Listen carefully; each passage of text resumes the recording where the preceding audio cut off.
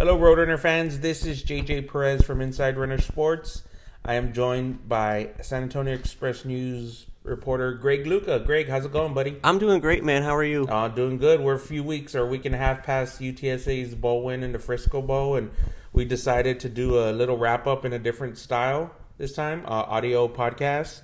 And we got some mailbag questions from the fans that we want to answer. But real quick, I guess, just some general thoughts on UTSA's win in the bowl game. It was a pretty dominant performance, I would say. Owen McCown leads the Roadrunner offense to a pretty resounding victory. It didn't start great for him, but he surely got dialed in, I think. Yeah, I think the story of the game became Frank Harris and Rashad Wisdom, and they're not playing for the bulk of it. And then seeing how we got a glimpse of what kind of the next class of UTSA and some of these future teams will look like in a lot of ways. Obviously, there's still a ton of guys out there who will not be returning, like Joshua Cephas had a big game. But we did get a sense of kind of how life is after Frank and Rashad, and this was a bowl game they were supposed to win even without those guys. Marshall had a pretty difficult season and had lost a bunch of people and was going through some turnover, and it seemed like, given the emphasis for UTSA on winning that first bowl game and kind of crossing that milestone, that they were going to be the team that was more intense and more locked in. And so I think generally we got probably about the result we expected, even if the path there was a little bit different. And I know we'll talk about Owen and some of the other stuff later. Yeah,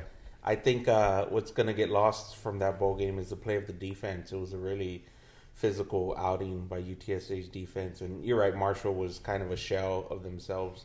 They weren't a very good offensive team to begin with, but still UTSA's defense came through with some critical turnovers. And, you know, at one point they had third-string safeties in there because they were just down guys. Right, and that's another case of, we mentioned not having Rashad for after he got injured, but they didn't have Trey Moore in that game, of course, because he's transferring. So to have two of your top guys not be out there and to still be able to shut down any D1 offense, a team that, you know, they won 6 games. They didn't have their starting quarterback and some other pieces, but this was not some joke of a team. It's not. Right. So I think that generally it was a huge defensive effort, and they needed it because it was a little bit of a slow start for the offense. So they should be happy with how they closed out the season. I think 9 they were. wins, big first time bowl winners for the Roadrunners in 2023. We'll let you jump into the questions. We'll lead off with the first one, which is kind of tied to the bowl game. Why wasn't there more reporting of Frank Harris's injury before the bowl game? How does all that work?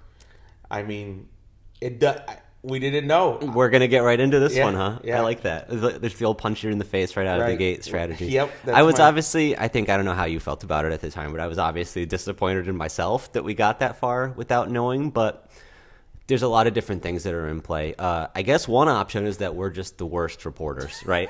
Like, we just don't know anything. That's not right. That's well, you got to at least consider it. Yeah. And the other thing that I think stood out was that they did just an incredible job of keeping this under wraps. I think that's the biggest takeaway I have from it, because we had at least a dozen interviews between Tulane and the bowl game. And plenty of them with Frank. Yes, plenty of them with Frank. And they all said made it sound like he's going to play.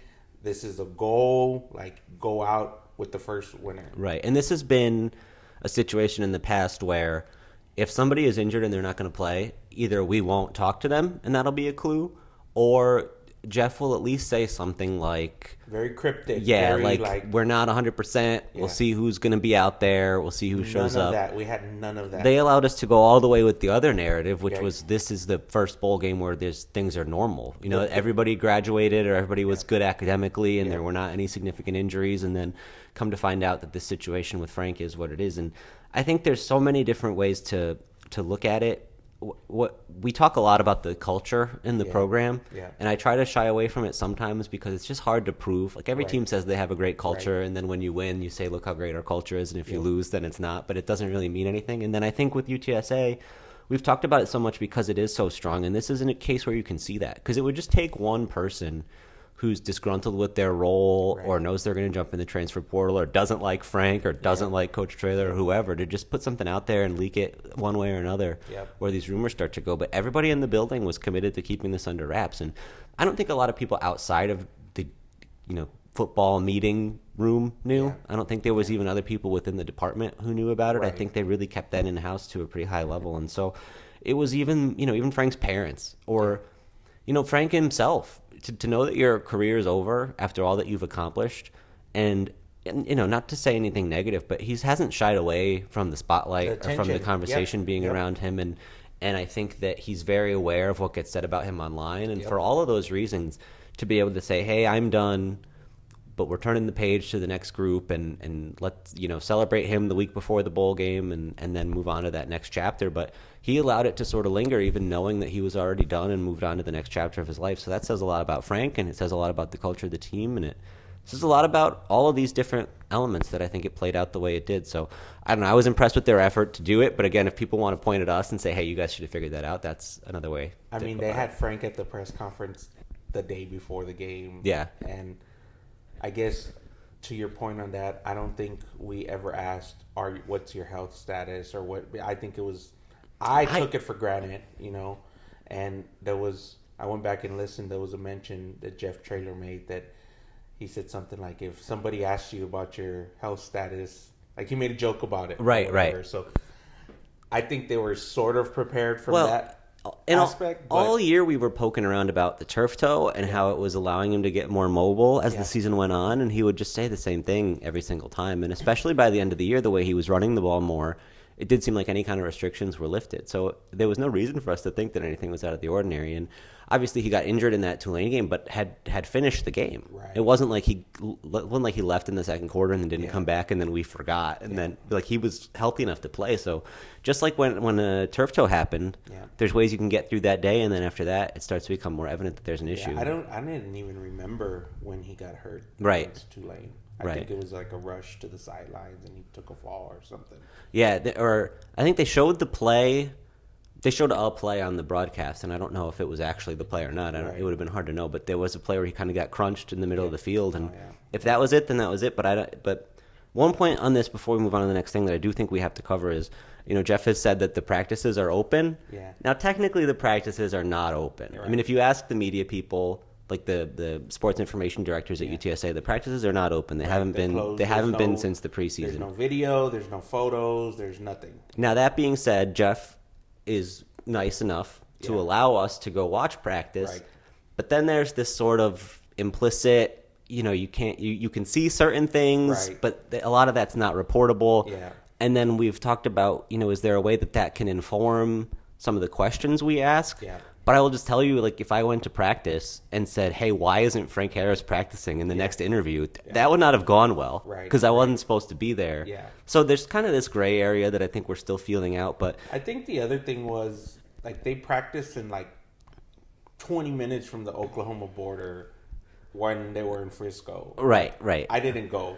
I like to see kind of what's happening or whatever, just so I know, But I didn't go because it was so far away. Yeah. And I don't think I missed media, or one or two media between the end of the season and the bowl. So I think it was kind of maybe a perfect storm. I started hearing things the night before the bowl, and obviously everybody else was talking about it the morning of the bowl.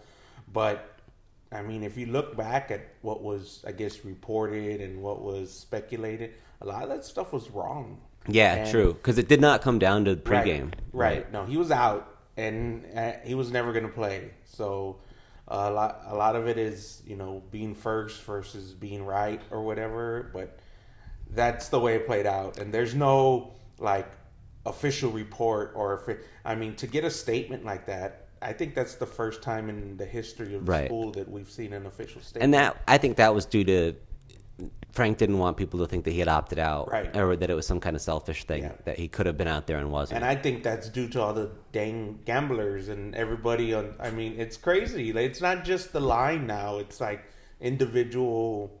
You could how many completions does he have? How many yards does he have? Well, I'm sure there's even some casual UTSA fans or just college football interested people who are like, oh, really, man, you're going to sit out this bowl game? Who do you think you are? What? And he's the guy who sees all that stuff. And so, and I think Jeff has said on the record that Frank wanted to say something sooner, but it was important for them to keep that under wraps as long as possible. But the last thing I want to tie up with the going to practice part, it's for me, I know for me personally, if I had been at practice and seen that, then I would have known it, but it would have been even harder for me to try to report it once the rumors started.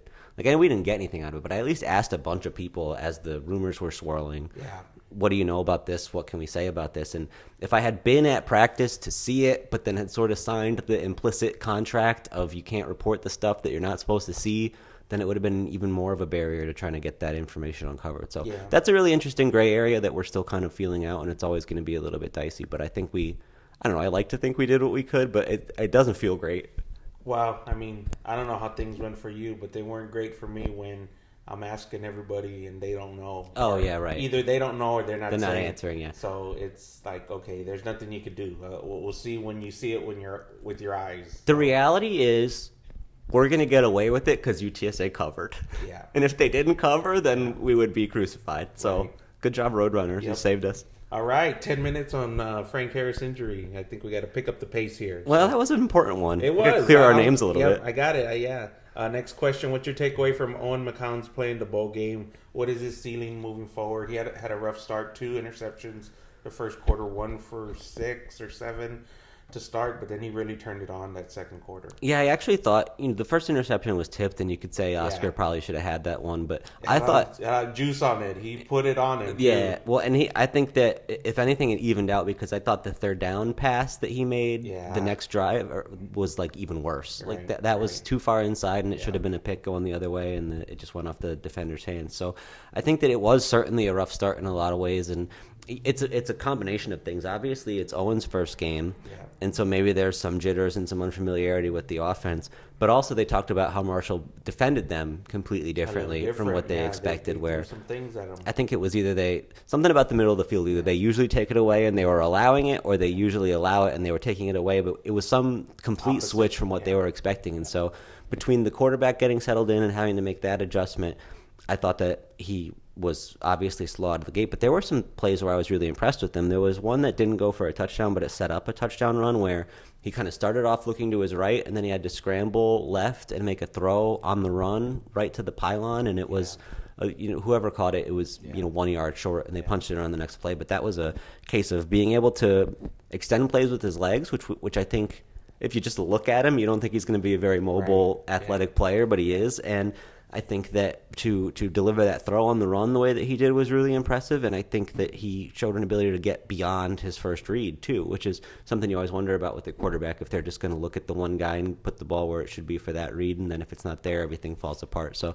I think there was a lot of encouraging signs for him to be that far along in his first action. Yeah, I mean, just to clarify, he did start 4 games at Colorado. Right. Did play in 2 games prior to this, parts of 2 games, maybe 3. Yeah, some of that was pretty quiet. But I mean, I look at him, and with all due respect to Frank, who's the greatest quarterback in UTSA history, I think Owen's ceiling is much higher than Frank's, just because of the ability to go through the progressions so quickly, and he could make all the throws. I mean, some of the throws Frank could not make, or just didn't have the same kind of zip, or the timing had to be a little bit different because he has to make the reads a little bit quicker just because his arm isn't able to get the ball there with the same kind of velocity and timing that Owen can. Yeah, I think that's true, but there's something that they're intangible with Frank, and I don't just mean like the leadership and the changing the plays and all that stuff, but just like the ability when none of that is there to create something out of nothing. I think is at a different level, certainly with the amount of experience he has and how many times he's done it and how comfortable he is. So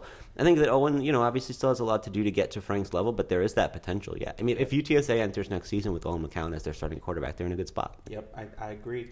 Where do you rank the 9-4 season in the history of UTSA?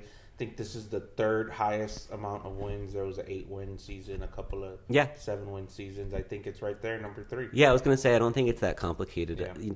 Obviously, because of the non-conference results that they had and not winning a conference championship, you can't put it on the same level as the previous 2 years. But there were plenty of times down the stretch of the season with the way they were blowing teams out, particularly during the conference season, that this team seemed like it was just as good or better than some of the other teams that they've had here. Obviously, if you want to compare them just guy to guy from an offensive skill player standpoint, I think this year's team was a little bit weaker. Not having Zakari, not having JT, if you even want to think back to like the Sincere years or whatever.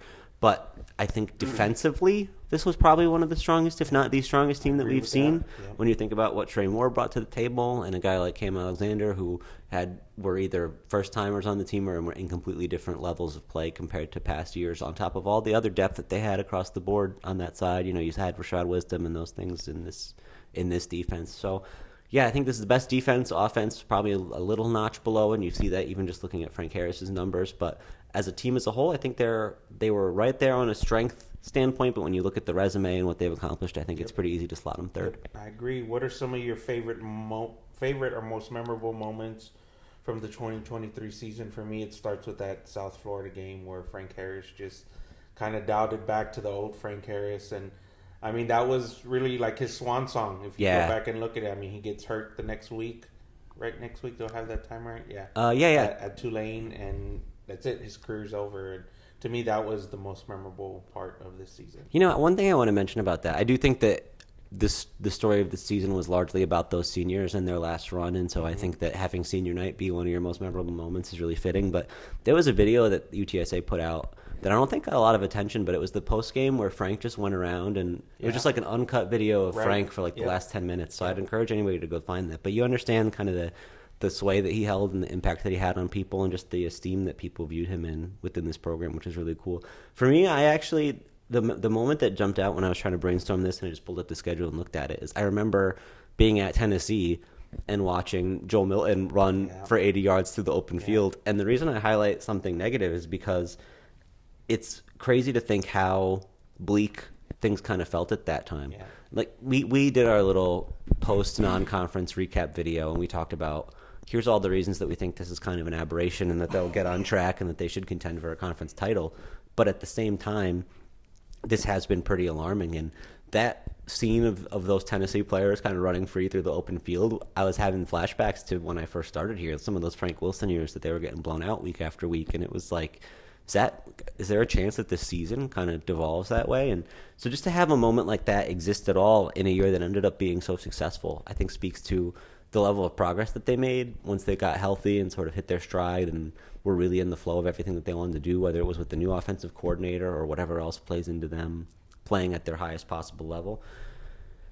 I do think that second half was pretty memorable the way it started. Yeah, that's true too. With Owen McCown, like, because you're right, it was so bleak and it was just like there's people were out on the team, right, and that was an exciting moment for Owen to start the way he started, and it's like, oh wow, here's the quarterback of the future. Like everything's not flushed down the drain. Yeah, I think so. I think that it's going to be a story of rebounding, and it's going to be a story of that last lap for the seniors. So I think we covered both of those with those moments. I will throw in the Houston game too as a negative. Gosh, that was so long ago. Yeah. Yeah, I mean, just to let them off the hook 2 years in a row is gut wrenching, I think. Well, that's the Frank Harris's Rusty game. Yeah. That's where we don't know what we're going to get this year, and it doesn't know how healthy he is and if this is ever going to work out the way that we kind of thought it would. The other thing I think I'm going to remember from this season, and it's probably the biggest takeaway next to your,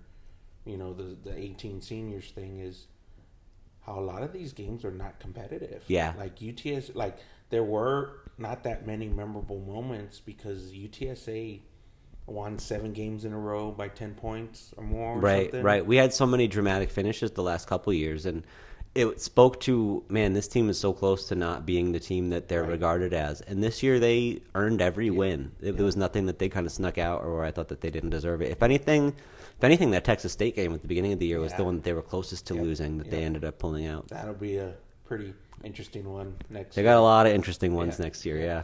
Why did Jeff Traylor interview for other jobs when UTSA was still in contention for playing in the championship game? Was that a distraction? It's just kind of the way it is, unfortunately. It's all about the transfer portal and the recruiting calendar. So they were never going to be able to have a coaching search wrapped up before that stuff without interfering with somebody else's team. And that's why A&M fired Jimbo as early as they did to get a jump on that and get everything rolling, because by the start, what was it, December 3rd, December 2nd? If anything, it's like right after some of these championship games that you have to be ready to get your guys out of the portal and start locking down for the mid-December signing date. And so you have to have a coach in place as soon as possible. And if that interferes with somebody else's season, that's just the way it is. Yeah. The way around that would be to just switch up the calendar completely, go back to signing days in February and the transfer portal window is in January. But I guess it's about because kids want to get on campus for that semester, right? So from that perspective, early signing day has been moved to December, and so then it's suddenly getting earlier and earlier. And so then it's just gonna. I mean, unless you want to start the season in July, there's just no way around this. If you want to be able to get those freshmen in there for the spring, you think it was a distraction? I don't think it was. I mean, they beat the wheels off USF, and they did lose to Tulane in a pretty poor showing. But knowing that what we know now about Frank, I don't know that. I'm trying to remember the timeline. I think by the time the Tulane game happened, the report out of A&M was the night before the USF game, and then they handled that really well. Yeah. I'm just trying to remember the timeline on the Tulane thing because I don't remember if Houston was open yet or if it came open after that. Or I think it was after that. Yeah. So I think generally that was probably a little bit of a quieter day as far as all this kind of off the field stuff goes. So I think that probably didn't impact them. You know, that game came down to the turnovers. I think they would have lost that one either way. It's just the way it is when you're successful. I think they're going to come calling, and I think you got to take the interview, right? At least it tells you where you're at, and maybe it leverages UTSA into doing some other things. Yeah, certainly that part of it. And he said coming from a high school background, it helps to make some of those connections too. I don't know if that's like, you know, that's just coach speak or whatever. But I'll just say this: if you think the Willie Fritz went to Houston without interviewing the week of the championship game, he was on the plane hours after they played in the championship game. So he said he was not going to interview, but obviously he did. So these things happen everywhere. And there's no great way for Jeff to answer those questions. I mean, you could want him to go all like Lanning and Oregon did and just shoot it down and say, I'm going to be here forever, but that's not the reality. If Texas A&M had offered him the job, he'd have to take it. You know, it'd be crazy not to. It was a stressful few weeks there with the Roadrunner fans. So then he's trying to kind of balance, you know, how honest can I be and what am I supposed to say and all that. And so he's doing the best he can. But I think if they can keep Frank Harris's injury a secret for 3 weeks, they can handle something like that, especially because they've done that lap before. Yeah, that was just a hard time for the fans, I guess. Yeah, for sure. Makes sense for the question. So get used to it. Yep. Along those lines, one of the things that came out of all that is we both reported there was a $2.5 million increase in resources for football that the school was working on. Is one of the questions here is UTSA coming through with that?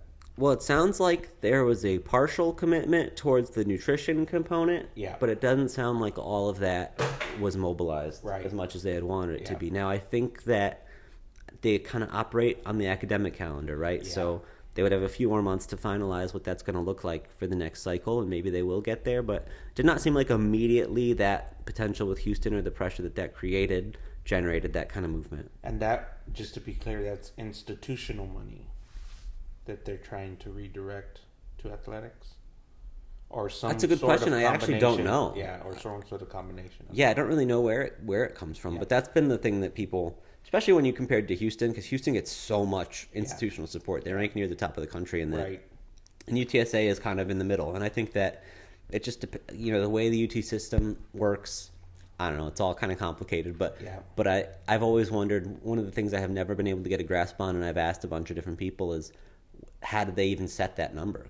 Does the president just swing it around willy-nilly if he wants to raise that? But it just, he's hinted that because they did well in some of the allocations for the UT system, that potentially there could be more money that comes from the institution. But then I've also heard that some of the uptick we've seen recently was to balance out against COVID losses. So then in that case, it could even go down. And so we'll just have to see what that number looks like. Yep, it's interesting accounting. But of course, just one note is they couldn't get the student fee done. So so all of that's tied together. It's all one pot. Whether that leads them to say, well, we're going to increase it to make up for not having the student fee, or if it's like, you guys are screwed because you didn't get find it somewhere, I think. So, next question: why is UTSA's recruiting class ranked so low this year?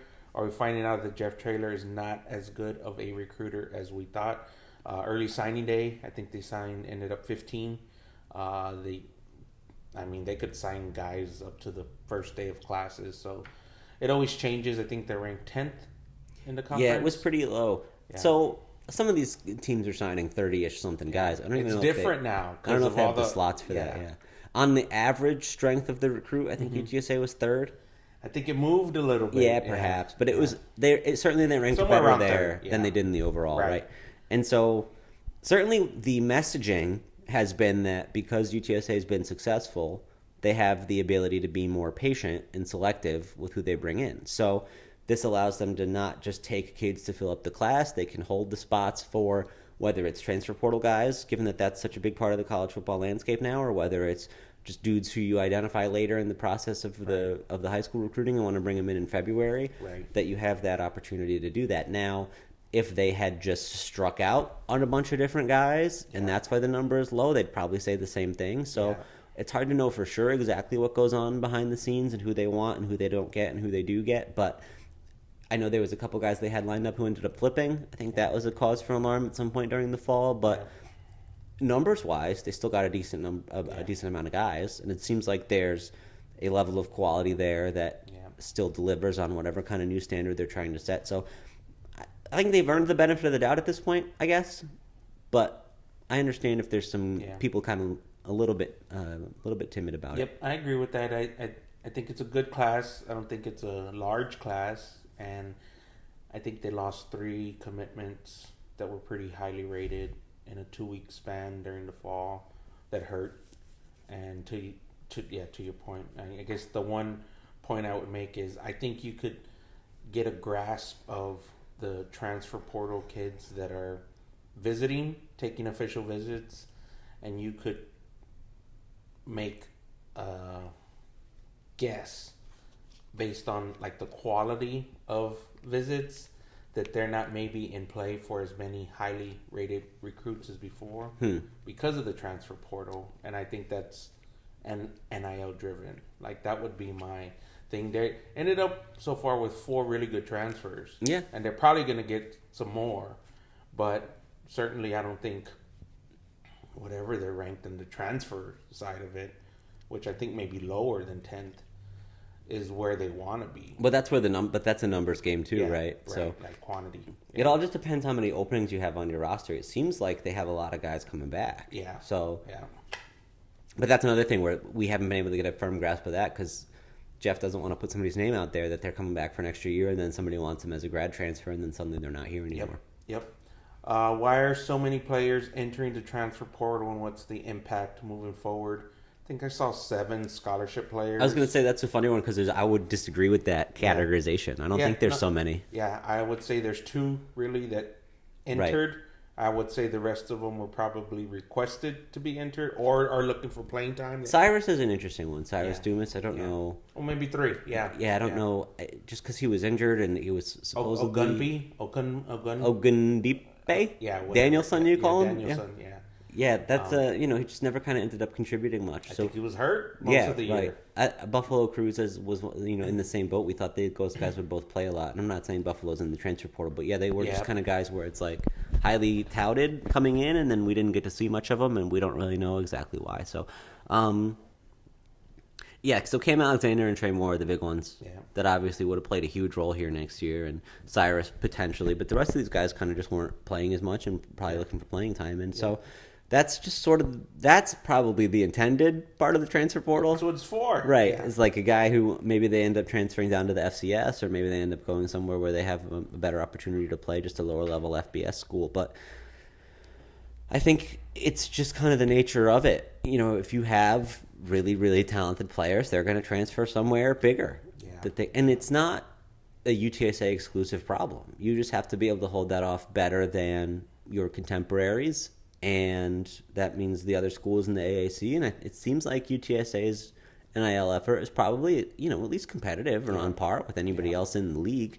It's just that if you want them to hold off Texas, for example, you can't. Not going to happen. Now, does that mean you shave off the top 5% of everybody's roster, and then whoever has the best guys gets hurt the most by that, and it sort of levels the playing field in the conference? I guess that's possible. If UTSA is not going to be able to keep their best players and maybe somebody else doesn't have a best player to lose, do you know what I mean? Right. If you're pulling off 2 All-Stars from UTSA and Marshall, or I don't know why I said Marshall, it's because I played them in the bowl, but if FAU doesn't have somebody at that level and they lose nobody, then are those 2 teams on a closer to even playing field? I guess that is something to be a little bit concerned about, but then it just comes down to the depth of your roster and coaching and the guys that you do have in the building and your ability to retain players.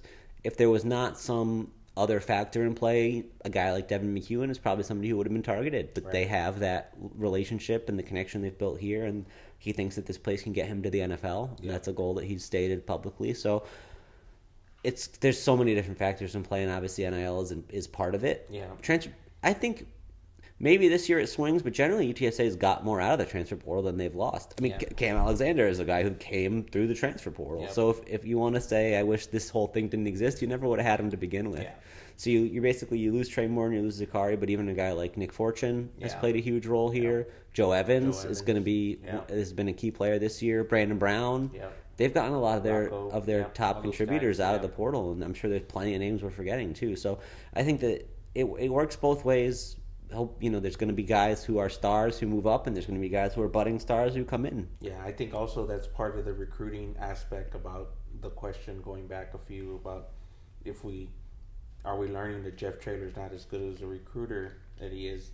I mean, you have to recruit your roster now. Mm-hmm. I mean, we talk about the rankings. Great point. Yeah, there should be there should be a metric to measure roster retention. Right. And especially now because it's so. I mean, you mentioned Cam Alexander. They just changed that rule a few weeks ago. Right. You could be a 2-time transfer. Mm-hmm. So. And there was not a bunch of guys who jumped in because of that. There was just this one. So yeah, it's interesting times for sure. Next question: is there a mood of lethargy? Did I pronounce that right? Maybe lethargy. Lethargy, yeah. With fans and UTSA football, there wasn't a lot of hype and excitement and attendance for the bowl game. I think there's several factors there. I don't feel like the mood is down overall, but going back to a bowl game that's almost in your backyard that you've been to before on a weekday in the middle of the night, I don't know that it moved the needle a lot. Yeah, the timing of it was not ideal. I think it seems like from UTSA's perspective, and I don't know how much say they really have in where they end up or how much say they don't have in this sort of thing, but if I were them, my number one priority would have been, let's get a game that we could win. Yes. This does not have to be a big vacation like we did to Orlando. We don't have to make sure we can pack it out like we did for the first trip to the Dallas-Fort Worth area for the last one. And let's just get a game on the schedule that we can cross off this bucket list thing for a lot of these guys. And they did that. They got a game that was winnable, and they went and won it. And so I think maybe from the fan base perspective, it was less exciting just because they've been there, and it wasn't a destination city, and it wasn't a big-name opponent. It was not a Power 5. It was not a ranked team. It was not all these things they've been up against in these other years, or that might have been more enticing. And certainly if it falls on the Christmas week, a lot of people are going to be on vacation. They're going to be able to make it up there. And if it falls the week before, why am I going to go out of a fourth bowl game in a row? And now, Oklahoma just played their 25th bowl game in a row in the Alamo Dome for the Alamo Bowl, and they got a bunch of people in there. It was the lowest attended Alamo Bowl since 2002, but they still had 55,000 people, and a lot of Oklahoma fans traveled. So there's a level of, if you're really committed to your program and you love that team, then you show up anyway, especially if it's just up the road. But I understand completely if it's almost even harder because you might have already locked in a vacation for the next week to try to get the day off the week before. So there's just so many different factors in play. I don't blame anybody who didn't go. I think the more times UTSA does this, because there's a time frame of uncertainty where you want to plan your holidays and around the bowl game and do this. But the more UTSA goes through this process, I think the fans will become more acclimated to the uncertainty. I gotta save a day. Yes, yeah, right, because that's the world you live in. Like, I mean, if they would have gone to Boston, like most of the projections were, everybody's traveling either Christmas Day or Christmas Eve or something. So it's not like you plan your holidays around that, is what I'm saying. So I just think also from the season perspective, the last 2 years they were coming off championships. Yeah. So there's more hype. Just a lot more energy with it. Yeah. And that, they were fringe ranked, and Yep. There was even some of these, there might have even been a weird scenario where they could have been the top group of 5 team some of these years, and that's just not what this is. Yep. Next question: do you expect any players from this team to be drafted by the NFL this year? I'm always bad at this. I know we see the scouts there all the time, and they put out the graphics of who visits, but I never know who they're looking at. Yeah. And, seriously looking at, And we even asked some of the guys that we thought maybe what their chances were. They don't even know. Right. So how am I supposed to know if the player doesn't know? I think Cephas is one of those guys.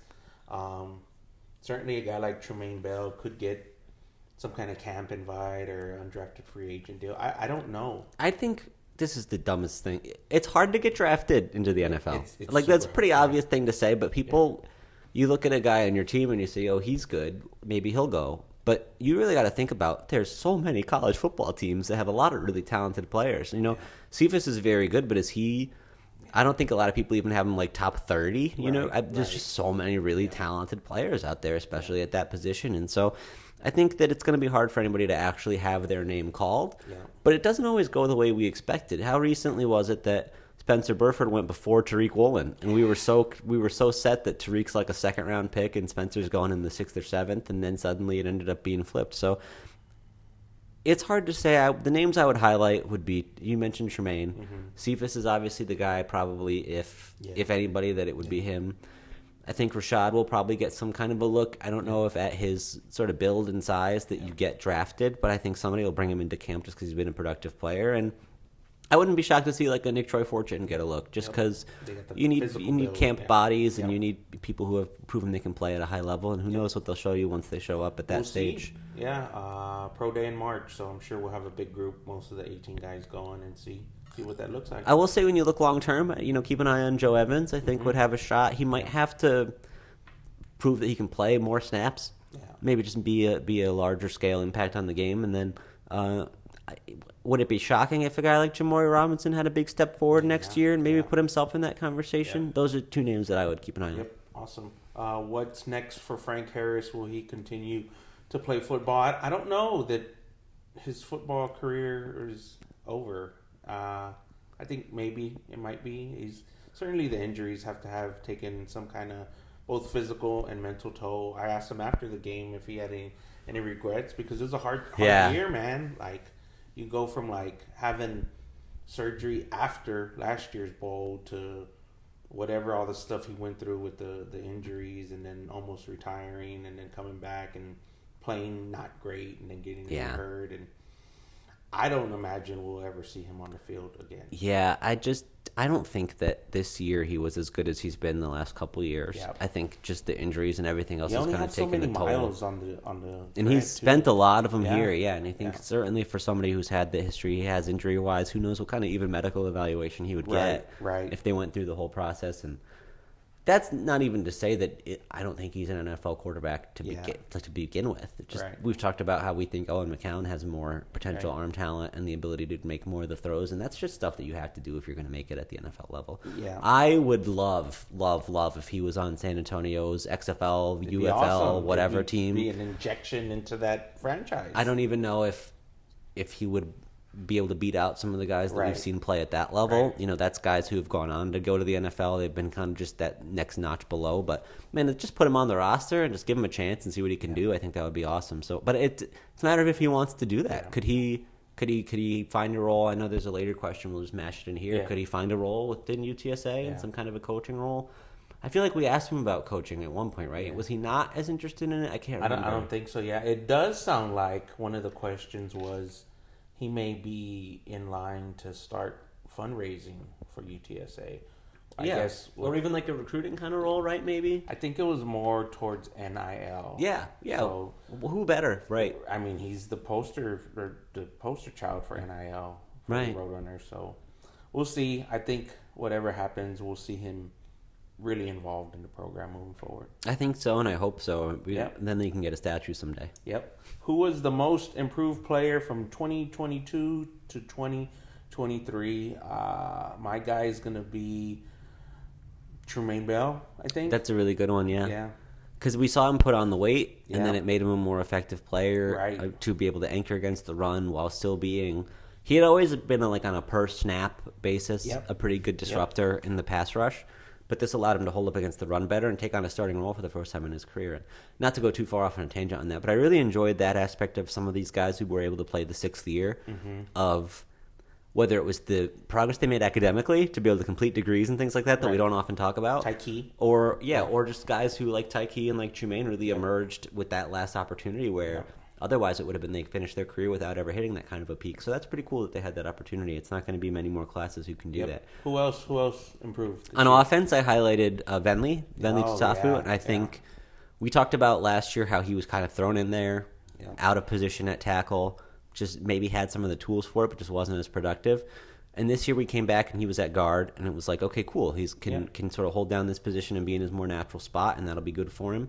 But then we saw him sort of get, I don't know if it was forced or if it was just kind of the best lineup decision for him to move back out to tackle. And I thought he held up much better and played very well compared to what we saw last year. And we didn't talk about the offensive line a lot this year as much compared to previous seasons, and I think it's just because they were solid and did their job. And then the other guy on defense who I highlighted, who I don't think a lot of people would point to, is Jamal Ligon. And the reason I don't think it would stick out for a lot of people is because he's just always been productive and put up the numbers. He had kind of had a down year last year. I just thought in previous years he made the plays that were there for him to make. He was kind of in the hole, and then if the guy got funneled to him, he would make the tackle, and he didn't stand out a lot. And I thought this year, just for me as a viewer, he made a lot of plays that really stood out, whether he was able to create more negative plays in the backfield or just sort of plays above replacement, I guess you would say, right? Where it's just like, oh, wow, that he had to do something sort of out of the ordinary assignment to get that done. And I just thought that he really jumped off the page in a different way this year. Two other names I'll throw in there next to Jamal, Martavius French. I thought it was really good this year. And on offense, Cephas, I mean, he took that role as number one wide receiver and grabbed it. So, for sure. Those are my most improved guys. All right, next question. Oh, I lost my questions here.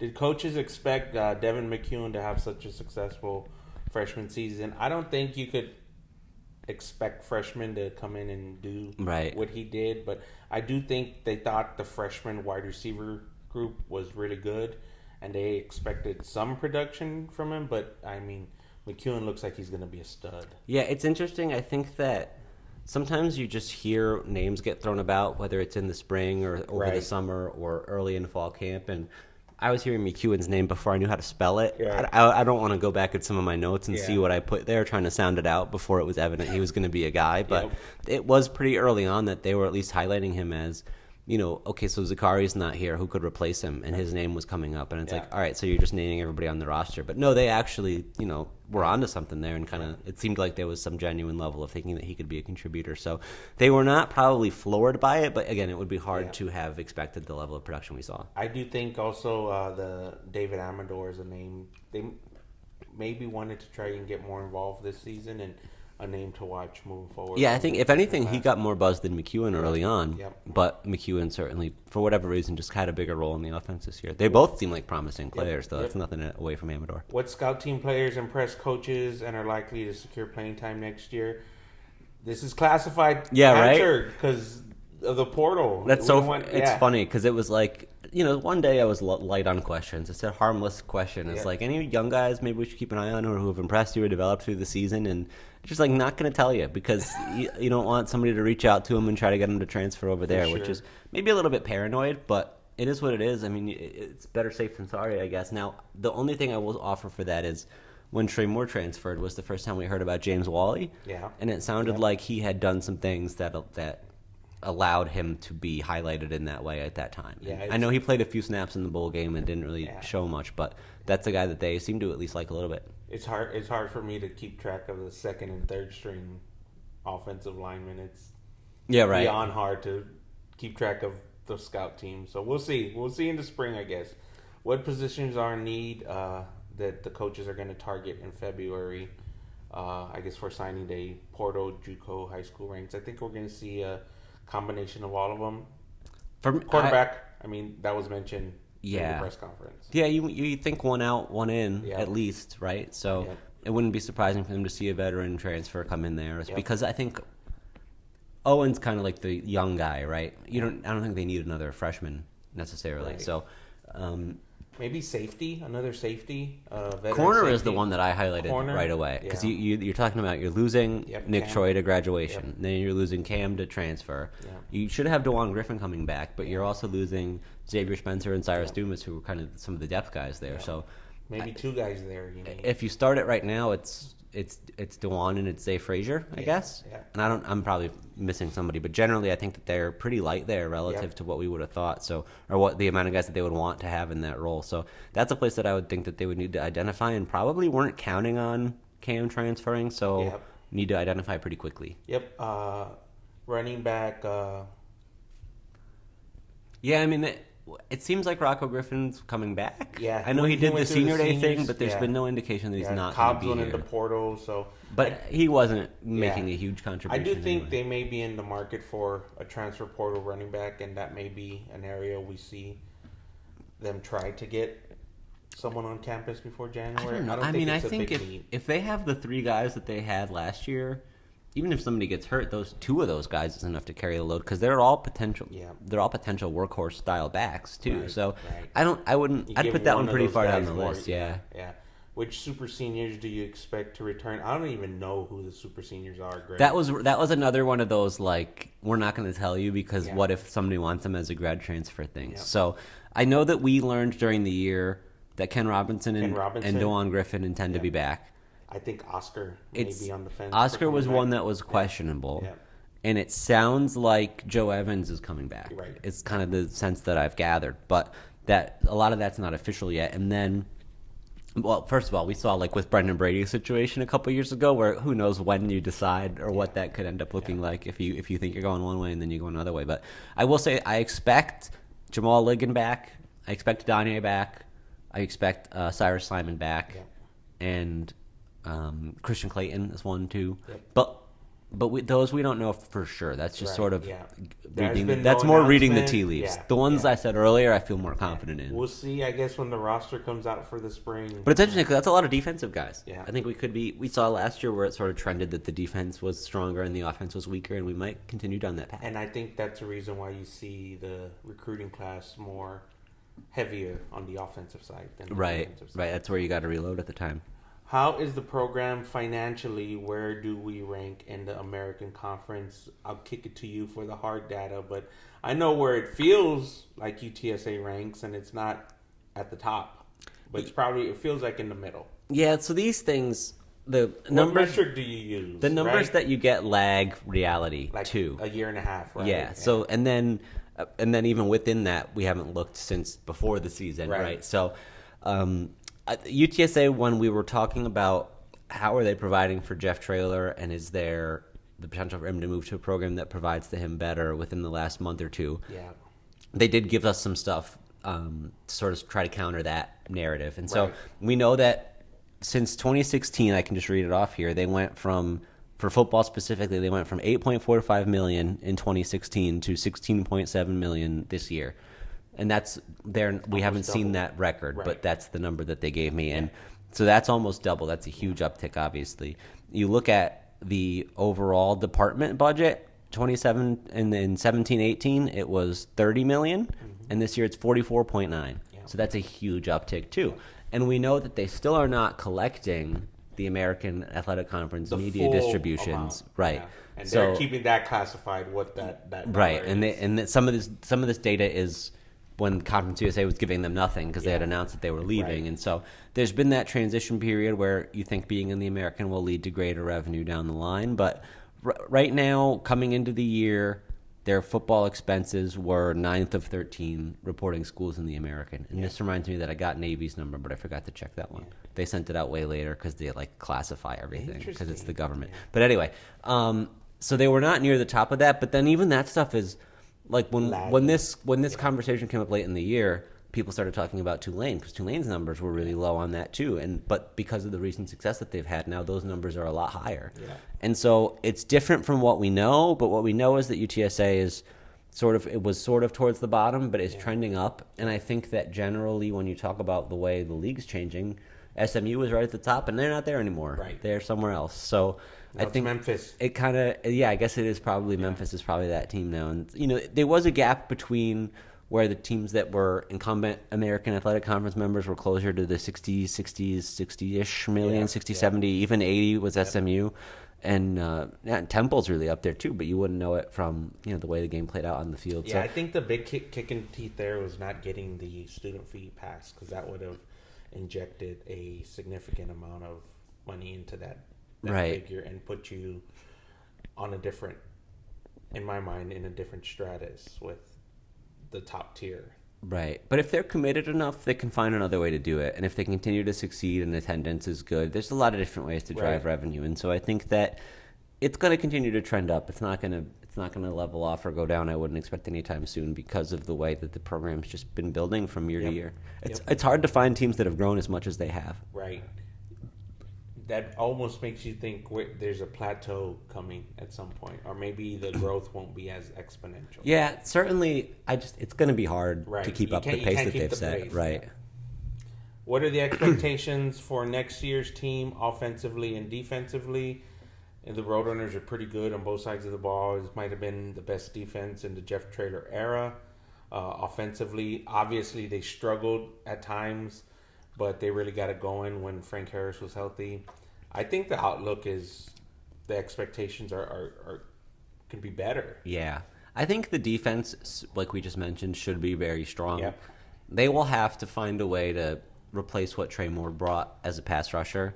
That's a huge dynamic that doesn't seem to be as strong. But if Jamori Robinson is 80% of what Trey Moore was, 90% of what Trey Moore was, then with all the other places where they're going to have upticks, losing Rashad is pretty big, but safety was probably one of their strongest positions. I think just to be able to make up for that production will not be as difficult as it might seem. And so, I don't know. I think I feel pretty good about the defensive side overall. Offensively, it's just going to be a question. I mean, this is obvious too, but it all comes down to quarterback play. And if it's going to be Owen McCown, he has to prove that he can take some steps forward or offer some of those intangibles that Frank offered, or just do it a different way. I mean, he's not going to be Frank. He's going to have to be himself. And I think if it means just running the offense a little bit more to script, but more crisply, or if it opens up different things in the passing game that they weren't able to do before, probably less quarterback run, but maybe still a little bit, it's going to be a different look and it's going to take some adjustment. I wouldn't be shocked if there's maybe a little bit of another slow non-conference start, and then it works into their way into kind of like what we saw this year. This new era of college football is where does UTSA sit in this new era of college football? How can we be a consistent contender and a good program at the G5 level? I think if you look at the last 4 years, UTSA is already doing that. Yeah, keep doing what you're doing. Yeah, it's just a rough life, right? G5 life. I think that the level of concern is when UTSA wants to be on par with Houston or wants to be on par with Texas or things that aren't realistic.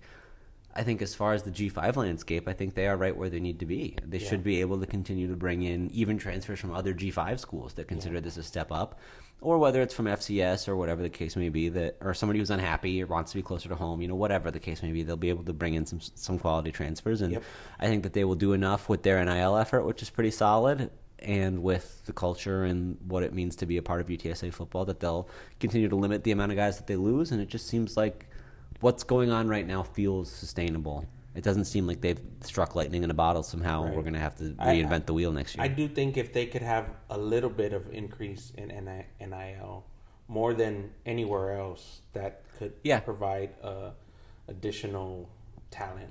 But I guess how many G5 schools are saying that right now? Right. All of them, right? Everybody, so, but to your point, UTSA has a pretty good foundation with the NIL. I'm just saying it's a little bit more. Right. So that's... If you're just asking the question of where do they rank on the G5 level, I think they should still be top tier. They're still in the mix for that playoff spot year after year. They should hold. And next year it's only going to be a bigger mix, right? Maybe. I don't. That's a whole nother tangent. I do think that this was something that when we went to the bowl practices, we didn't go to when we went to the bowl media interviews. I asked Jeff one day, just you're going into your fifth year and. This is all guys you've recruited. This is now kind of your program. You've had full time to put your stamp on it. How do you feel? And it's like he went with the every year's a 1 year roster thing because of the way the transfer portal works now. And so that got me thinking. And the follow up question was, do you think that just year to year it's going to be different contenders? Because who finds the money in what year to put a strong roster together? And so maybe he seemed to agree with that sort of notion of whoever jumps up and is the top G5 team could be year to year. Could be just whenever they find the commitment or whenever a donor wants to make that step. So we could see that'll fluctuate, but I think generally we'll see that UTSA should be in the mix near the top. Where is the football program at from a strength and conditioning and nutrition standpoint? I remember Jeff Traylor saying they don't even have a registered dietitian on staff. I'm not real familiar with all this. I know strength and conditioning is maybe on par. Maybe they don't have as many staff members, but it does seem like a nutritionist is now Yeah, campus? I think the nutritionist has been in last place year. since the spring. Maybe I think that was an addition, and you always want more when you're in this field. So Jeff would rather have a football specific nutritionist who only works with their people. This is a department dietitian and nutritionist position, which is still plenty helpful, and it's still a step in the right direction. So again, they're always going to be asking for more, but they have that part in place. In terms of all the other little nooks and crannies, I think that we have seen some expansion of UTSA's staff this year. One of the numbers they gave me is that there's 32 full-time football employees, and in 17-18 there was 22. Yeah. So there's different people who are in different positions that augment the program in some positive way. And we're getting there. It seems like it's just kind of creeping that direction, because with the conference move, they knew they had to step up different departments, and they've been doing it to the best that they can. Pretty long question here. I'll summarize it about marketing. What is the marketing group doing to raise the bar? It seems like there are missed opportunities.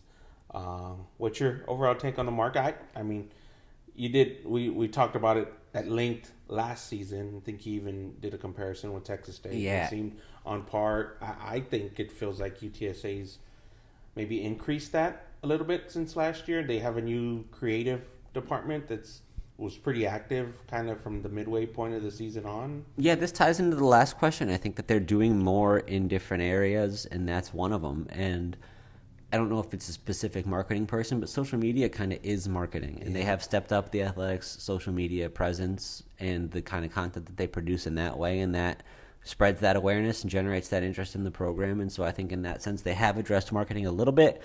It's just such a hard question to answer with any level of fairness, because it's super easy to just say... What's the metric you measure? Right. It's super easy to say, like, you want them to do more, but who are we comparing it to, and how does... it's different markets, different budgets, different fan bases, and different levels of how long the program's been around and what's important to the fan base, and how you reach the different demographics of people. It's such a complicated question that I try not to get into it too much, aside from when we did kind of the deep dive last year. And reasonable to want more, I guess. Like, one of the elements of this was the merchandising thing. Yeah, I think I saw somebody on Twitter when UTSA did the Hispanic Heritage. Yep. Yeah. Like, why can't I buy something that looks like this? Yeah. It seems like a good idea, but I don't know what it would take to make that happen, or how all that would work, right? Yeah. So, or if maybe the turnaround times would. I just don't know. Yeah. So. Yeah.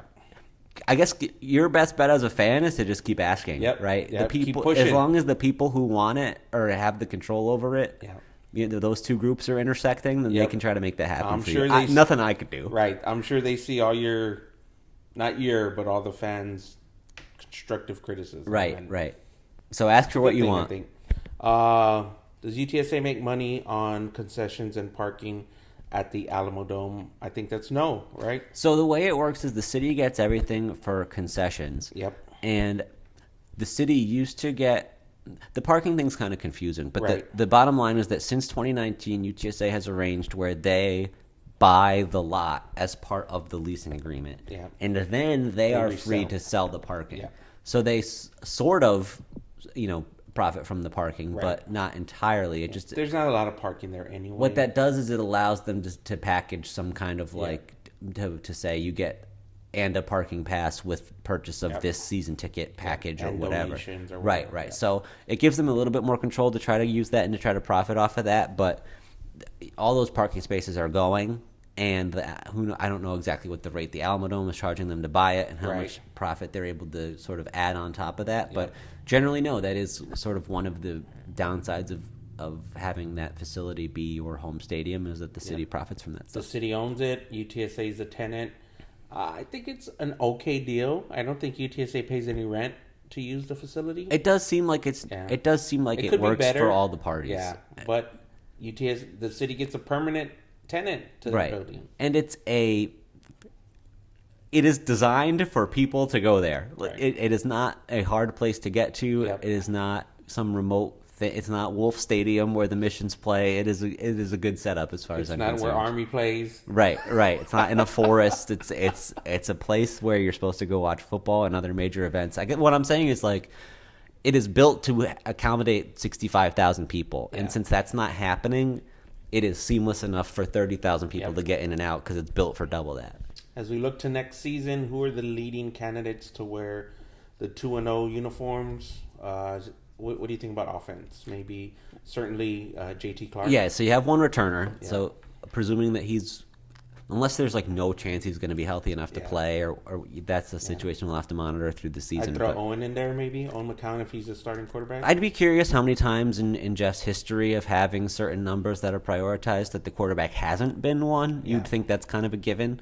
So because they give these out at the end of the fall camp or towards the end, they'll know who the starter is going to be by then, and that'll give it away.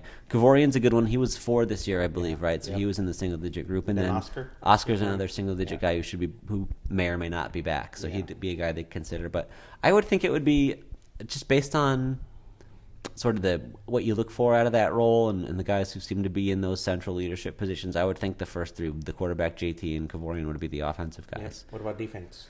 Defense is interesting. So Brandon Brown's a returner, so he should reprise that role. And then after that, it kind of, I think Joe Evans is one who makes a lot of sense. He was already in the single digit. I would love to see Ken Robinson have that opportunity. I think he seems like. I think Jamal Liggins kind of. And that's the other name that I would mention. The sleeper, I guess, would be Cyrus Simon because he's been talked about as a leader, but was not in the single digit group this year. I have a feeling he just missed. So it would be a big leap to go from not single digit to being right in that 2-1-0 group, but I wouldn't be totally shocked by it. We'll see how their kind of leadership dynamics work out over the next few months. What positions do you feel like UTSA still needs to address this offseason? We covered that one. I think cornerback is still the one that I would look at. Yep, and then the Frank Harris question. Yeah, we hit that again too. So yeah, I think I guess just the main thing moving forward is what's the movement with transfer portal. Is there going to be any coaching movement? There hasn't been none yet. Right. These things can always, and then spring's going to be a whole other, the whole nother window. Zakari left on the last day of the last window, right? So I think that you never know until it's all settled. Yep. January 2nd, this window closes. So we'll see. People, especially even UTSA's guys, position battles play out in the spring, and then you decide whether you want to transfer. I would be shocked if there weren't some guys who were on the fence and said, let me try to win my spot in the spring. And then if that doesn't work out, then I'll get in the portal. Yep. And that's every school across the country is saying that. And so then UTSA is going to have an opportunity to try to grab some of those guys because clearly they've left some spots. Yep. Seems like they have some wiggle room. Lots of guys going to get in the portal. We have no idea who they are yet. So I think that's a good strategy for the Roadrunners. Yeah, well, it's hard to doubt their track record at this point. Yeah, they've proven that they know how to put a pretty good winning team together and put it on the field, and it'll be the first time they've done it without that Frank Harris and Rashad Wisdom leading the way on both sides. But I think that the every class that they've brought in so far, there's been key contributors that have come out of there. Like they tend to know how to identify talent. Greg, did we hit on everything? Did we? I think so. We at least answered all the people's questions. I'm glad there was so many submissions. Yeah, there's lots a of mailbag. I was surprised to see. Appreciate everybody sending in those questions. Greg, I appreciate you doing this on your day off. How have your holidays been? Pretty seamless? Pretty quiet. I got a cold at the Frisco Bowl, so it's been pretty quiet. It seems like the bowl trip gets us every year. But then we had the Alamo Bowl last night. I don't know when you guys are going to be listening to this. So it was 2 nights ago. Yeah. My mind's all over the place. But basketball in a few days. Yeah, I'm going to be at the basketball conference opener. We'll see how much we end up covering basketball this year. It hasn't always seemed like the highest level of interest or the strongest team this year that's driven a lot of coverage, but something to keep an eye on. The women's team's not bad either, so we'll be tracking the stuff for you. We'll circle back to football in February for the signing day and then spring again. So appreciate everybody listening. Greg, Lucas, Antonio Express News. Thanks for doing this. JJ Perez, Inside Runner Sports. That'll wrap it up. Thanks for listening, guys.